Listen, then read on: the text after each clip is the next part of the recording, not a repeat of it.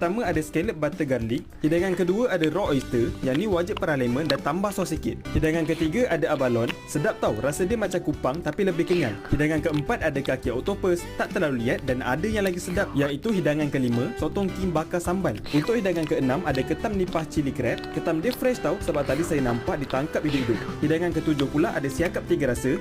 Hidangan ke-8 ada lobster cheese, perah lemon sikit dan cicah sos. Memang geling-geling kepala lah. Untuk hidangan ke-9, ini dia Alaska king crab. Dan ini first time tahu saya makan king crab. Dan hidangan last ada shell out kamyong dan shell out salted egg. Memang kalau ajak satu family makan kat sini, memang best, memang puas.